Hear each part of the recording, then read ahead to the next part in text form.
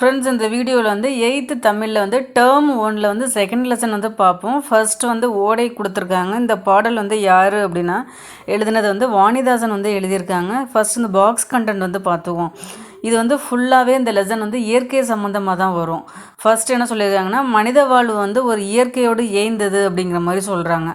கவின்மிகு காலை பொழுது, மயக்கம் மாலை பொழுது, பிறை நிலவு, ஓடும் ஓடைகள், பாயும் ஆறுகள், கத்தும் கடல் எல்லாம் வந்து நம்ம மனத்தை வந்து மயக்க வல்லன அப்படிங்கிறாங்க. அது மாதிரி ஒரு இன்பமூட்டும் கவிதை தான் இந்த பாடல் அப்படின்னு சொல்லியிருக்காங்க. இந்த பாடலை வந்து ஒரு இடம் வந்து நீங்கள் ரீட் பண்ணிக்கோங்க. இது வந்து வாணிதாசன்.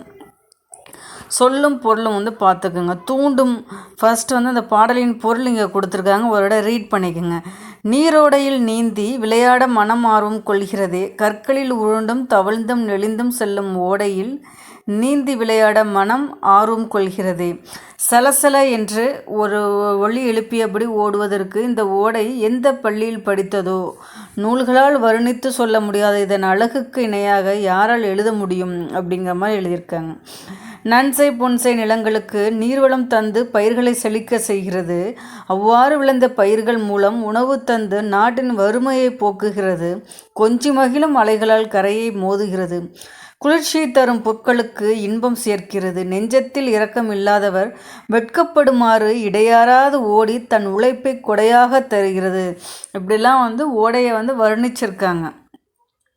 சிறந்த சொற்களை பேசும் பெண்கள் பாடும் வள்ளைப்பாட்டின் சிறப்புக்கேற்ப முழவை முழக்குவது போல் ஒலி எழுப்புகிறது. இந்த லாஸ்ட் 2 பாயிண்ட் பாருங்கள். சிறந்த சொற்களை பேசும் பெண்கள் பாடும் வள்ளைப்பாட்டின் சிறப்புக்கேற்ப முழவை முழக்குவது போல் ஒலி எழுப்புகிறது அப்படின்னு சொல்கிறாங்க. இதை நோட் பண்ணிக்கங்க. செஞ்சொல் மாதர் வள்ளைப்பாட்டின் சீருக்கேற்ப முழவை மீட்டும். இதை எழுதுனது யாருன்னு கேட்க வாய்ப்பு இருக்குது. வாணிதாசன் நோட் பண்ணிக்கோங்க. ஃபஸ்ட்டு சொல்லும் பொருளும். தூண்டுதல்னா வந்து ஆர்வம் கொள்ளுதல், ஈரம்னா இரக்கம், முழவு அப்படின்னா ஒரு இசைக்கருவி. நன்சைனா என்ன சொல்கிறாங்கன்னா, நிறைந்த நீர்வளத்தோடு பயிர்கள் விளையும் நிலம்தான் நன்சை. புன்சைனா குறைந்த நீரால் பயிர்கள் விளையும் நிலம்தான் வந்து புன்சை. வள்ளைப்பாட்டுனா நெல் குத்தும் போது பாடப்படும் பாடல் தான் வந்து வள்ளைப்பாட்டு அப்படிங்கிறாங்க. பயிலுதல்னா படித்தல், நாணம்னா வெட்கம், செஞ்சொல்னா திருந்திய சொல். நல்லா நோட் பண்ணிக்கோங்க. செஞ்சொல்னா என்ன, திருந்திய சொல். அதான் கொஞ்சம் வித்தியாசமாக இருக்குது, நோட் பண்ணிக்கோங்க. அடுத்து வாங்க நூல்வெளி. வாணிதாசன் வந்து என்ன சொல்கிறாங்கன்னா, தமிழகத்தின் வேர்ட்ஸ்வொர்த் என்று புகழப்படுபவர்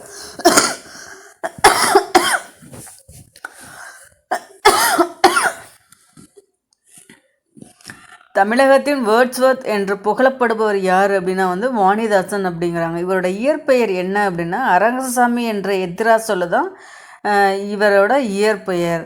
இவர் வந்து பாரதிதாசனின் வந்து மாணவர். நல்லா டபுள் கோட்ஸ் போட்டு அண்டர்லைன் பண்ணிக்கோங்க. இவர் யார் அப்படின்னா பாரதிதாசனின் மாணவர் அப்படிங்கிறாங்க. இவருக்கு என்னென்ன மொழிகள்லாம் தெரிந்திருக்குன்னா தமிழ், தெலுங்கு, ஆங்கிலம், ஃப்ரெஞ்சு ஆகிய மொழிகள். 4 மொழிகளில் வந்து ரொம்ப புலமை பெற்றிருக்காங்க. தமிழ், தெலுங்கு, ஆங்கிலம், ஃப்ரெஞ்சு. இவர் வந்து கவிஞரேறு, பாவலர் வந்து மணி போன்ற சிறப்பு பெயர்களை வந்து பெற்றிருக்கார். இவர் பாவலர் மணி, பாவலர் மன்னன், இந்த சிறப்பு பெயர்கள்லாம் இவருக்கு வந்து இருக்குது. இவருக்கு வந்து பிரெஞ்சு அரசு வந்து செவாலியர் விருது வந்து வழங்கியுள்ளது அப்படிங்கிறாங்க. இவர் எழுதிய நூல்கள் என்னென்ன அப்படின்னா தமிழச்சி, கொடிமுல்லை, தொடுவானம், எழிலோவியம், குழந்தை இலக்கியம் என இவரது நூல்கள் வந்து சில தான் இதில் கொடுத்துருக்கு அப்படிங்கிறாங்க. என்னென்ன நூல்கள்னால் தமிழச்சி, கொடிமுல்லை, தொடுவானம், எழிலோவியம், குழந்தை இலக்கியம். நமக்கு கொடுத்துருக்க ஓடை வந்து எதுலேருந்து எடுத்திருக்காங்க அப்படின்னா வந்து தொடுவான நூல்லேருந்து வந்து எடுத்திருக்காங்க அப்படிங்கிறாங்க. ஸோ வந்து இதை வந்து நம்ம வந்து இதில் பார்த்த வந்து வாணிதாசன் வந்து பார்த்துருக்கோம். அவர் வந்து ஓடைங்கிற கவிதை வந்து எழுதியிருக்காரு. அவர் முக்கியமாக யாரோட மாணவர்னால் பாரதிதாசனோட மாணவர் தான்.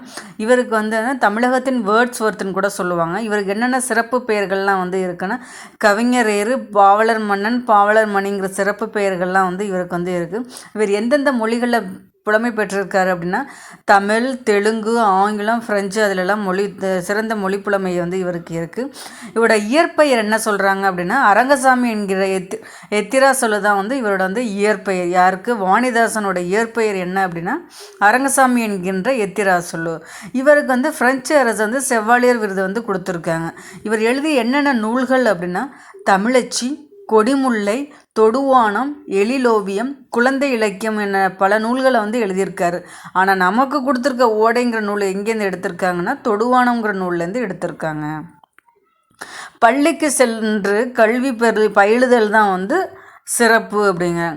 செஞ்சொல்னால் நம்ம என்ன சொன்னால் திருந்திய சொல்னு சொல்லுவோம். செஞ்சொல் மாதிரியின் வல்லைப்பாட்டிற்கேற்ப முளைவை மீட்டுவதான் வந்து ஓடை. நன்செய்னா நன்மை கூட்டல் செய். நீள் உழைப்புனா நீள் கூட்டல் உழைப்பு.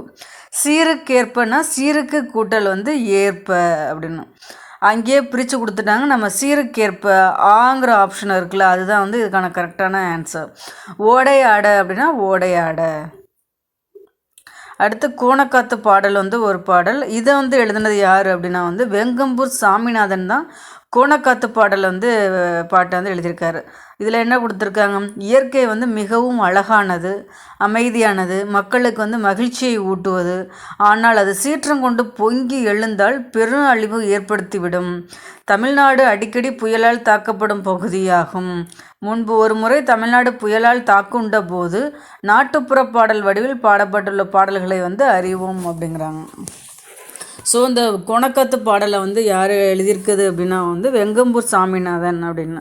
ஸோ இது வந்து இயற்கை சீற்றத்தினால உள்ள இயற்கை சீற்றத்தினால வந்து உள்ள நம்ம பாதிக்கப்பட்ட தமிழ்நாடு வந்து இருக்குல்ல, அதில் உள்ள அப்போ வந்து நாட்டுப்புற பாடல் வடிவில் வந்து ஒரு பாடல் வந்து இந்த வெங்கம்பூர் சாமிநாதன் வந்து ஏற்றியிருக்காங்க. அதை ஒரு தடவை நீங்கள் ரீட் பண்ணிக்கோங்க, புரிஞ்சுக்கலாம். முகில்னா என்ன சொல்கிறாங்கன்னா மேகம், கெடி கலங்கினா வந்து மிக வருந்தி, சம்பிரமுடன்னா முறையாக, சேகரம்னா கூட்டம், காங்கேய நாடுனா கொங்கு மண்டலத்தில் வந்து 24 நாடுகளில் ஒன்று தான் வந்து காங்கேய நாடு அப்படிங்கிறாங்க. காங்கேய நாடுன்னா என்ன சொல்கிறாங்கன்னா கொங்கு மண்டலத்தில் வந்து 24 நாடுகளில் ஒன்று தான் காங்கேய நாடு அப்படிங்கிறாங்க. விண்ணம்னா சேதம், வாகுனா சரியாக, காலன்னா யமன், மெத்தனா வந்து மிகவும். நல்லா பார்த்துங்க, எல்லாமே வந்து கொஞ்சம் வித்தியாசமாக இருக்கும். முகில்னா மேகம், கெடி கலங்கினா மிக வருந்தி, சம்பிரமுடனா முறையாக, சேகரம்னா கூட்டம், காங்கேய நாடுனா கொங்கு மண்டலத்தில் வந்து 24 நாடுகளில் ஒரு நாடு தான் காங்கேய நாடுங்கிறாங்க. விண்ணம்னா சேதம், வாகு சரியாக, காலன்னா யமன், மெத்தனா மிகவும் அப்படிங்கிறாங்க. இப்போ வெங்கம்பூர் சாமிநாதன் வந்து அவங்களோட நூல்வழியில் என்ன சொல்லியிருக்காங்கன்னா, நாட்டில் ஏற்பட்ட பஞ்சம் நாட்டில் வந்து பஞ்சம் ஏற்பட்ட காலங்களில் வந்து மக்கள் பட்ட துயரங்களில் வந்து அந்த காலத்தில் உள்ள புலவர்கள்லாம் வந்து எப்படி பாடியிருக்காங்கன்னா கும்மி பாடல்களாக வந்து பாடியிருக்காங்க அப்படின்னாங்க.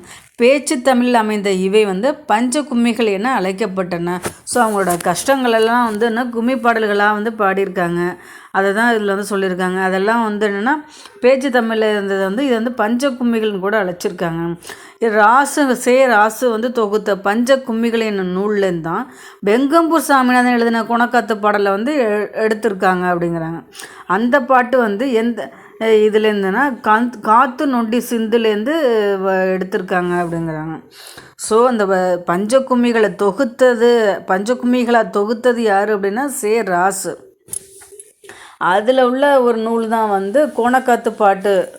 அதை வந்து எழுதுனது யார் அப்படின்னா வந்து வெங்கம்பூர் சாமிநாதன். நல்லா டிஃப்ரென்ஸ் பண்ணி பார்த்துக்குங்க. இது வந்து என்ன கும்மி பாடல்கள் எப்போ பாடுவாங்க அப்படின்னா பஞ்சம் ஏற்பட்ட காலங்களில் வந்து பாடுற பாட்டு தான் வந்து கும்மி பாடல்கள். இதை வந்து பஞ்ச கும்மிகள்னு கூட சொல்லியிருக்காங்க பேச்சு தமிழில்.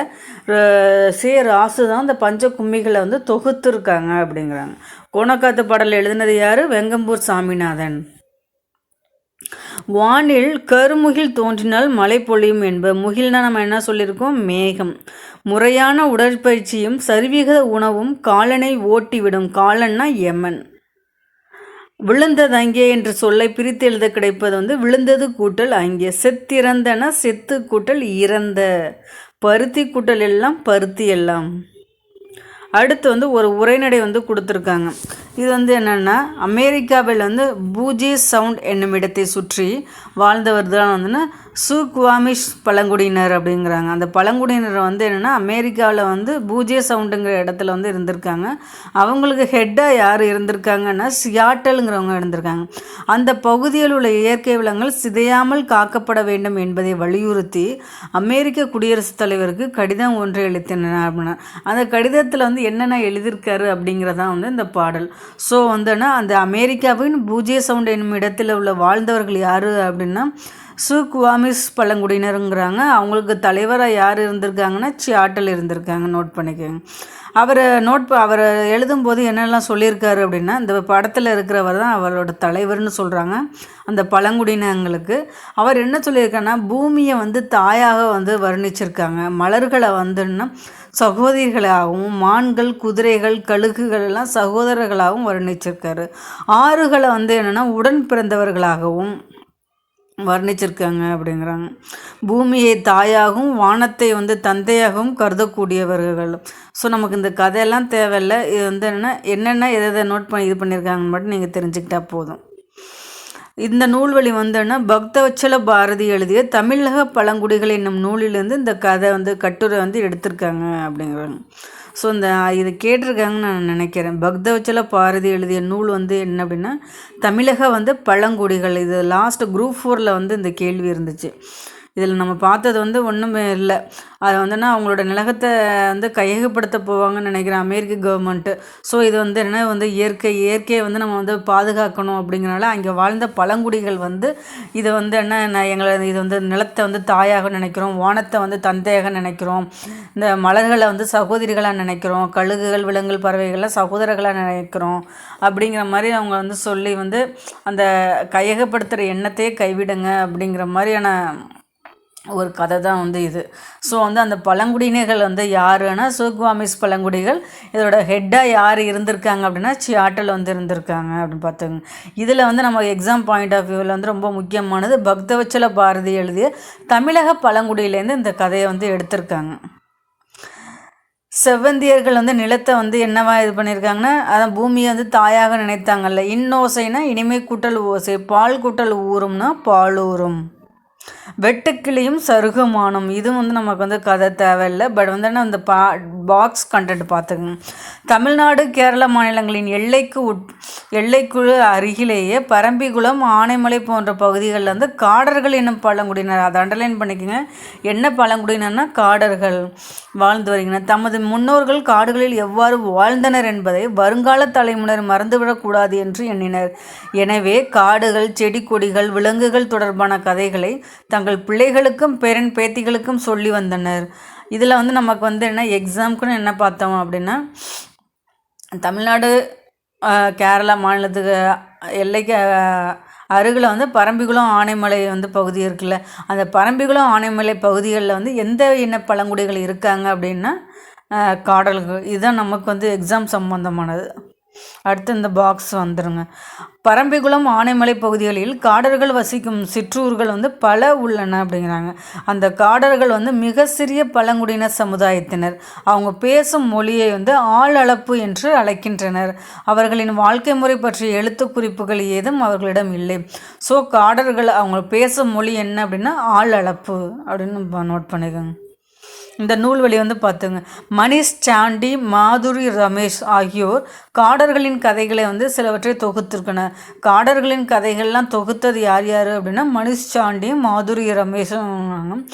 அவற்றை வந்து யானையோடு பேசுதல் என்னும் தலைப்பில் கீதா வந்து தமிழாக்கம் செய்துள்ளார் அப்படிங்கிறாங்க. அந்த நூலிலிருந்து அந்த கதை வந்து தரப்பட்டுள்ளது. நம்ம கதை பார்க்கல. காடர்களின் கதையை வந்து யார் வந்து தொகுத்துருக்காங்க அப்படின்னா மணிஷ் சாண்டி, மாதுரி ரமேஷ். அதுலேருந்து வந்து யானையோடு பேசுதலுங்கிறத வந்து தமிழாக்கம் பண்ணது அப்படின்னா கீதா அவங்க அது தமிழாக்கம் பண்ணியிருக்காங்க. அடுத்து வந்து வினைமுற்றுங்கிறது வந்துருங்க.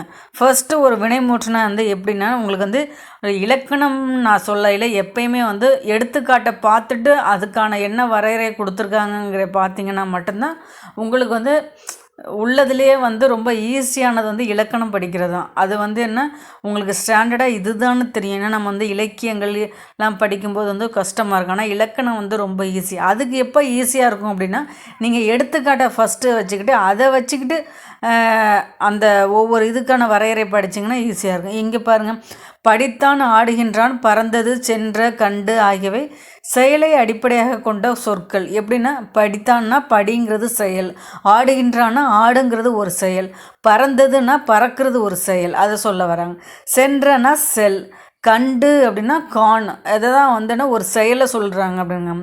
செயலை வினை என்றும் வந்து குறிப்பர், இவ்வாறு ஒன்றன் செயலை குறிக்கும் சொல் தான் வந்து வினை சொல் அப்படிங்கிறாங்க. ஒரு வினை முற்றுனா வந்து என்னென்னா, எடுத்துக்காட்டு ஃபஸ்ட்டு பார்த்துக்குங்க.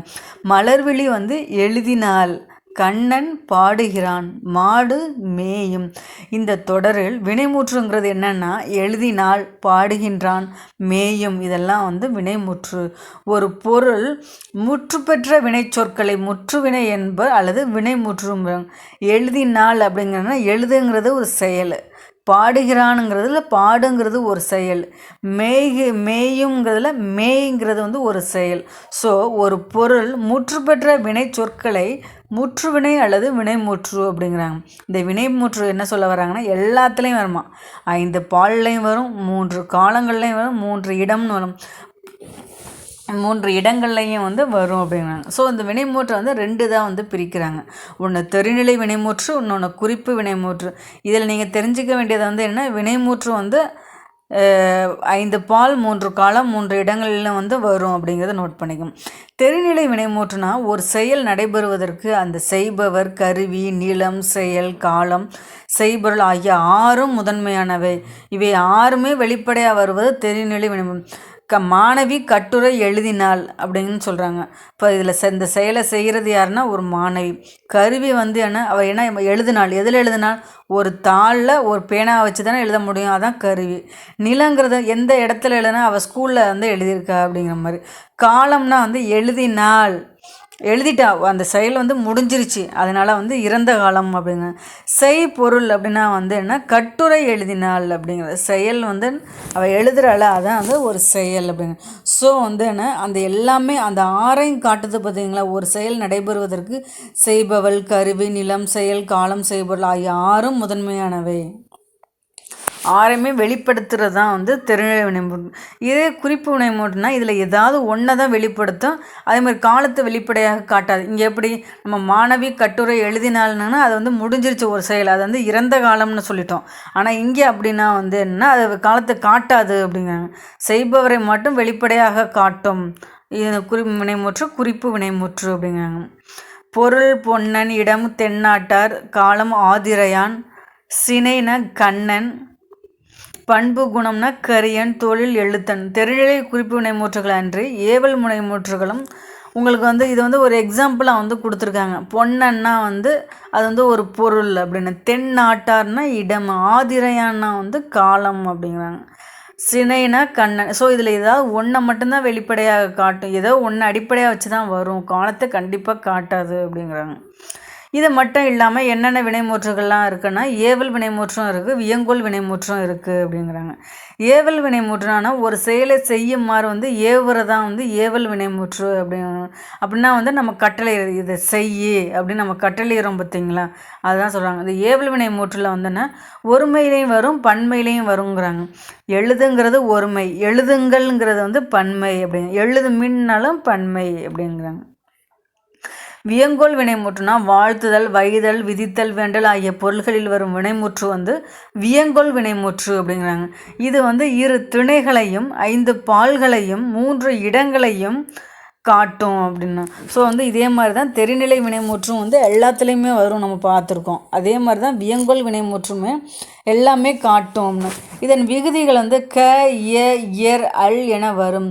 வாழ்க, ஒளிக, வாழியர், வாரல். வாழ்க எப்படின்னா வாள் கூட்டல் க, ஒளிக ஒளி கூட்டல் க, வாழியர் வாளி கூட்டல் இயர், வாள் கூட்டல் இயர் தான் வாழியர். வாரல்னா வா கூட்டல் அல் தான் வந்து வாரல். ஸோ வந்து உங்க விகுதி வந்து வாழ்க க க இயர் அல் வருது அந்த எடுத்துக்காட்டுகளில், அதான் அவங்க வியங்கோல் வினைமுற்று அப்படிங்கிறாங்க. ஸோ நம்ம பார்த்துருக்க வந்து 4 வினைமுற்று பார்த்துருக்கோம். ஒன்று தெரிநிலை வினைமுற்று, குறிப்பு வினைமுற்று, ஏவல் வினைமுற்று, வியங்கோல் வினைமுற்று. தெரிநிலை வினைமுற்றுனா எல்லாமே வெளிப்படையாக காட்டுறதான் வந்து தெரிநிலை வினைமுற்று அப்படிங்கிறாங்க. குறிப்பு வினைமுற்றுனா அதில் வந்து ஏதாவது ஒன்று தான் வெளிப்படையாக வரும், அதில் காலத்தை கண்டிப்பாக காட்டாது அப்படின்னு சொல்கிறதான் குறிப்பு வினைமுற்று. ஏவல் வினைமுற்றுனா ஒரு ஏவுதல் வந்து நடக்கும், இது வந்து ஒருமையிலையும் வரும், பன்மையிலையும் வரும் அப்படிங்கிறாங்க. வியங்கோல் வினைமுற்றுனா வாழ்தல், வைதல், விதித்தல், வேண்டல்ங்கிற எல்லா பொருளையும் வரும் வினைமுற்று தான். இது வந்து விகுதி பெற்று வரும் அப்படிங்கிற மாதிரி சொல்கிறாங்க. அதே நேரத்தில் வந்து 5 பால்கள், 2 திணைகள், 3 இடங்கள்லையும் வரும் அப்படிங்க. இந்த டிஃப்ரென்ஸ் வந்து பார்த்துக்குங்க. ஏவல் வினைமுற்றுனா என்ன, வியங்கோல் வினைமுற்றுனா என்ன அப்படின்னா, இது ஏவல் வினைமுற்று வந்து முன்னிலையில் வந்து வரும். இந்த நீ, நீங்கள் இது மாதிரி வருதுல்ல, அது மாதிரி முன்னிலையில் வந்து வரும் அப்படிங்கிறாங்க. இதே வியங்குல வினைமுற்றுனா இருதிணை ஐம்பால் மூவிடங்களுக்கும் வந்து பொதுவாக வரும் அப்படிங்கிறாங்க. இது வந்து நம்ம என்ன பார்த்துருக்கோம், ஒருமை பன்மை வேறுபாடு வந்து ஏவல் வினைமுற்றுக்கு வந்து உண்டு. எழுது, எழுதுங்கள், எழுதுமின் கூட நம்ம பார்த்தோம்ல, அதான் வந்து ஒருமை பன்மை வேறுபாடு வந்து உண்டு அப்படிங்கிறாங்க. வியங்கோல் வினைமுற்றுக்கு வந்து அது கிடையாது அப்படிங்கிறாங்க. ஏவல் வினைமுற்று என்ன சொல்கிறாங்க, கட்டளை பொருளை மட்டும்தான் வந்து உயர்த்தும் அப்படின்னு. இது வந்து வாழ்தல், வைதல், விதித்தல், வேண்டல் ஆகிய பொருள்களை வந்து உணர்த்தும். இது வந்து விகுதி வந்து பெற்றும் பெறாமலும் வரும் அப்படிங்கிறாங்க ஏவல் வினைமுற்று. ஆனால் வியங்கோல் வினைமுற்று வந்து விகுதி பெற்றே வரும். ஏன்னா சொல்லுங்கன்னா க, இயர், அல்லெல்லாம் வருதுல்ல, ஸோ அதனால் விகுதி பெற்று தான் வரும். உங்களுக்கு வந்து ஒரு இது கொடுத்துட்டாங்கங்கையிலே ஃபஸ்ட்டு ஒரு எடுத்துக்காட்டு வச்சுக்கோங்க.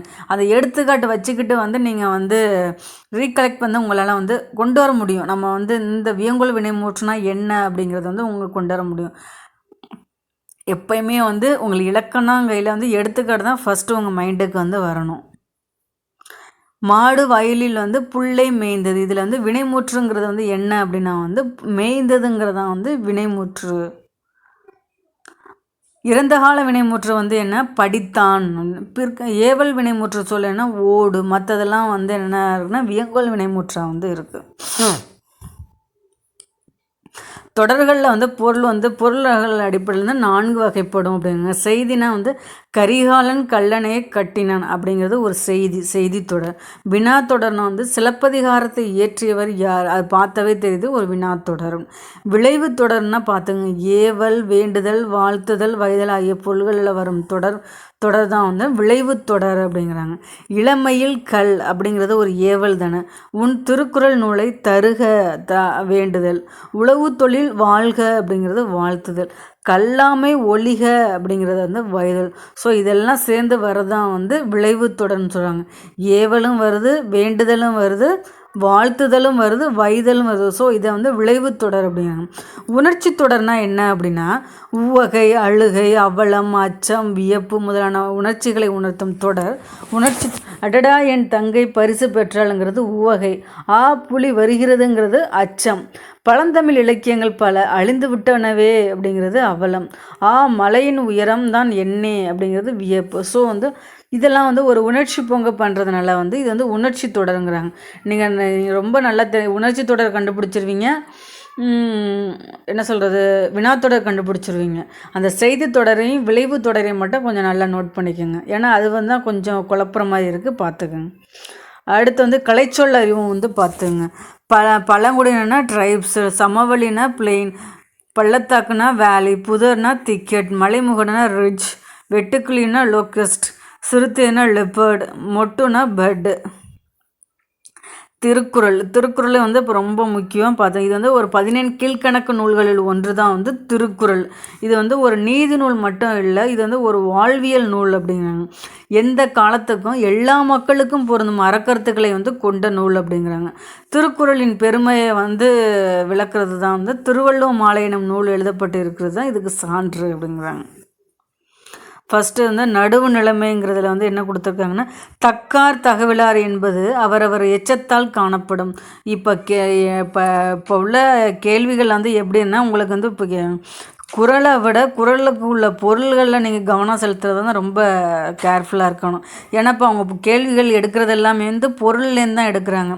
அவங்க வந்து ஜிகேலையும் கேட்குறாங்க, ஃபஸ்ட்டு 100லையும் திருக்குறள் சம்மந்தமாக வருது, அடுத்த 100லையும் வந்து திருக்குறள் சம்மந்தமான கேள்விகள் வருது. ஸோ பொருள் நல்லா பார்த்துக்குங்க. நடுவு நிலைமை இல்லாதவர் என்பது அவருக்கு பின் எஞ்சி நிற்கும் புகழினாலும் பழியினாலும் அறியப்படும் அப்படிங்கிறாங்க.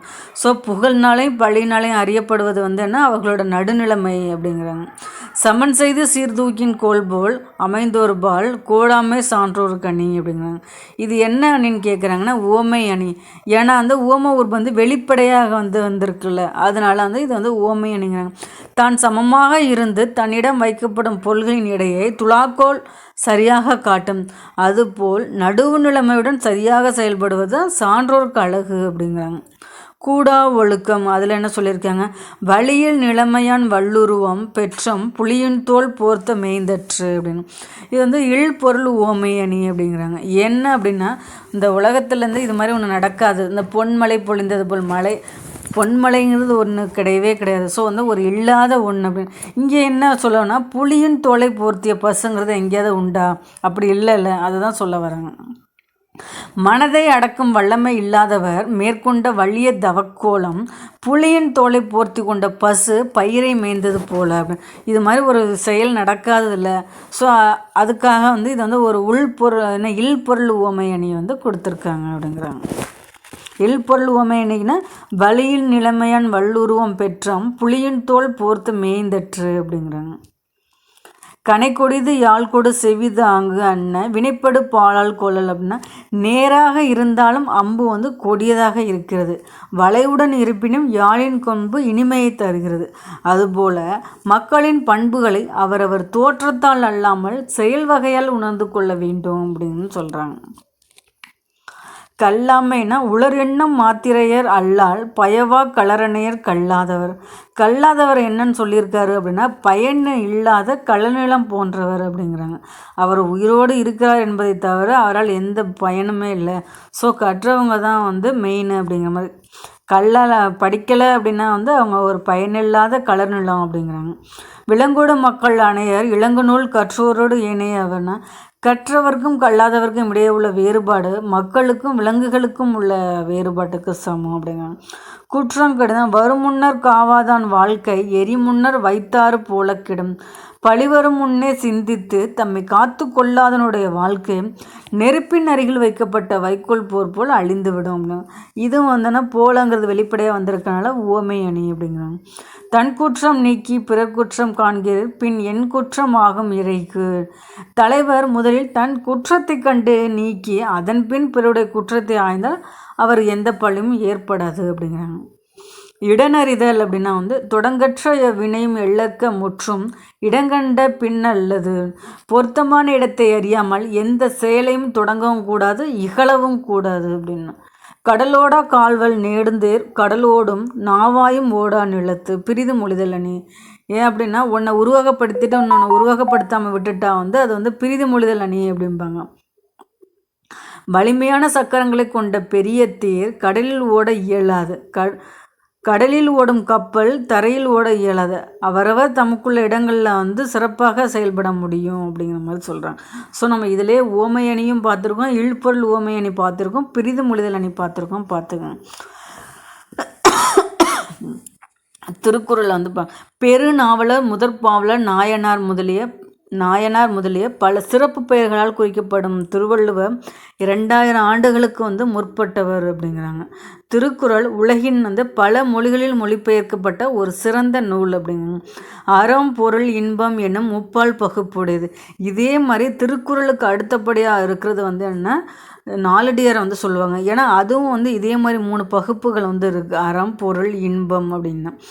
இது வந்துன்னா 3 பால்களை வந்து இருக்குல்ல. அறத்துப்பாலில் வந்து எத்தனை இயல்கள் இருக்குன்னா, பாயிரவியல் இல்லறவியல் துறவரவியல் ஊழியல் அப்படின்னா இது வந்து 4 இயல்கள் வந்து இருக்குது. 38 அதிகாரங்களும் வந்து இதில் வந்து இருக்குது அப்படிம்பாங்க.